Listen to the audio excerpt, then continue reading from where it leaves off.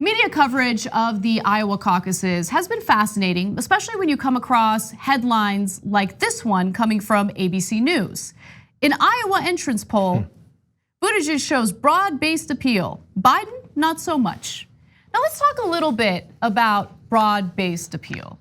Okay, because if you look at numbers, you will see that there is one candidate who seems to really resonate with a broader base, and that person is not Pete Buttigieg. Now, as it stands right now, we don't know which of the candidates has won in the Iowa caucuses because the results have been faulty. There have been all sorts of inconsistencies and issues. But what we do know is that when it comes to young voters or people of color, they tend to vote for Bernie Sanders over Pete Buttigieg, and I have the receipts to prove it. So let's look at the issues first. So when it comes to the issue of healthcare, 57% of Iowa caucus voters supported a single government-run health insurance plan versus 38% opposed. Healthcare was by far the top issue out of 4 that were tested in the entrance poll. So does Pete Buttigieg want a single-payer healthcare system? Last I checked, no. That's weird. Broad-based appeal, interesting. Okay, well, let's go to racial diversity. Among the comparatively few non-white caucus goers, Sanders won 43%. His competitors were clumped distantly. Buttigieg at 15% among non-whites, Biden at 13%, Warren and entrepreneur Andrew Yang 12% apiece. Okay, so Buttigieg not doing as well as Sanders when it comes to healthcare, not doing as well when it comes to people of color. Let's go to independents. Who did the best when it came to independents? Independents is how we beat Donald Trump. I know, I mean, like the Democratic Party pretends like they really care about the votes from independents, right? We gotta find a candidate that really resonates with those independent voters. Well, as in 2016, independents in the entrance poll tilted towards Sanders. A potential challenge for him in a closed primary ahead, those open to Democrats only. He won 34% of independents versus 20% of Democrats. But Biden did no better among Democrats, 18%, and Buttigieg, again, won 2 in 10 in both groups.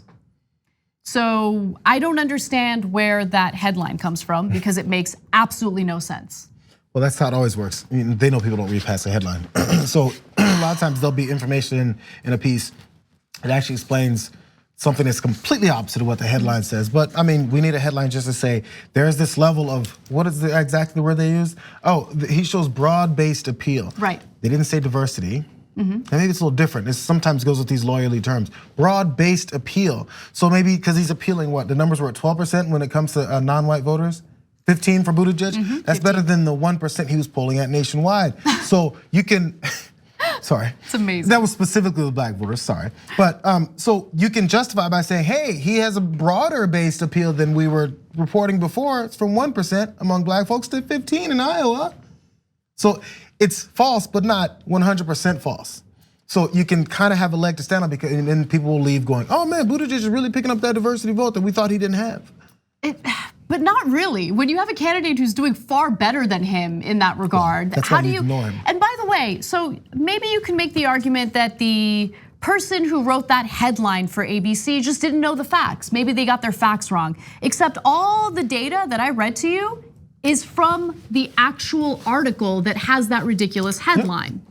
So I don't know, the editor who wanted this headline, did that individual read Gary Langer's piece at all? Did he? Because I also want to note, oftentimes the reporters are not the ones who choose the headline, right? So the editors typically sign off on the headline. I don't know for sure if that's how it works at ABC News, but that's typically the case. So if that is the case with ABC, that editor should be fired because he or she didn't even read the article, has no idea what's in it. Well, I mean, again, these are the parts of it that gives them an out. We put the graphic up one more time. That subheadline, younger, more liberal and issue-focused voters pulled for Sanders. See, we mentioned how Sanders is actually doing well with younger, more liberal and issue-focused voters. They said so in the headline. It's just, I think where it maybe comes down to, at least when it comes to this particular headline, is Everyone wants, this is their mindset. Everyone wants to hear about how's Biden doing, how's Buttigieg doing. That's their approach. And they're like, well, let's tell them how Biden and Buttigieg are doing. No one really cares about hearing about Sanders. So they went with who they figure are the notable names in this story. And that's all they think matters.